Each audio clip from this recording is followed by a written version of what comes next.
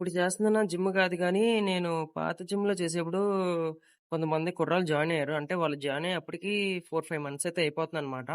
అయితే నేను వాళ్ళ దగ్గరికెళ్ళి అడిగాను, "బ్రో మీరు రిస్ట్ బ్యాండ్స్ వాడరా?" అంటే, "ఆహా! ఆళ్ళేమన్నారంటే, ఎందుకు బ్రో అవి గేలు వాడతారంటే" "ఆహా! Okay bro. ఆ! సరే బ్రో" అని చెప్పి నేను ఇంకా వాళ్ళని వదిలేసాను.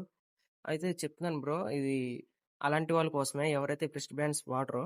ఎందుకంటే, ఈ వ్రిస్ట్ బ్యాండ్స్ అనేది ఒక ఇంపార్టెంట్ రోల్ ప్లే చేస్తుంది మీ వర్కౌట్స్‌కి. ఎందుకంటే, మీరు ఏ వర్కౌట్ అయినా చేసేటప్పుడు మీ హ్యాండ్స్ అనేది యూజ్ చేస్తారు. మాక్సిమం చెస్ట్, బైసెప్, ట్రైసెప్ ఏ మజిల్‌కైనా సరే మన హ్యాండ్స్ అనేది యూజ్ చేస్తామనమాట. హ్యాండ్స్ అనేది ఇప్పుడు వ్రిస్ట్ బ్యాండ్స్ వాడకపోతే హెవీ లిఫ్టింగ్ చేసేటప్పుడు వంగిపోతూ ఉంటాయన్నమాట. అందుకు నేనే ఒక ఎగ్జాంపుల్ మీకు చూపిస్తాను. చూస్తున్నారు కదా నా హ్యాండ్‌ని. ఇది నేను స్టార్టింగ్‌లో చేసేటప్పుడనమాట. అప్పటినుంచి నాకు ఇలా వంగడం, ఇలా రావడం స్టార్ట్ అయింది. ఈ వ్రిస్ట్ బ్యాండ్స్ ఏసిన కాడ్నుంచి పర్లేదు.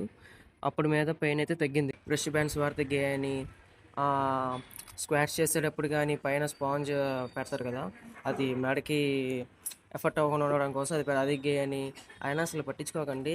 అది మన ప్రొటెక్షన్ కోసం మనం వాడుతున్నాం. ఆ ప్రొటెక్షన్ లేక చాలామంది మెడ గాని, బ్రెస్ట్ గాని డ్యామేజ్ అయ్యేవాళ్ళని చాలామంది చూశాను. దానివల్లే చాలామంది జిమ్ కూడా మానేశారు. మన మజిల్ అనేది డ్యామేజ్ అవ్వకూడదు.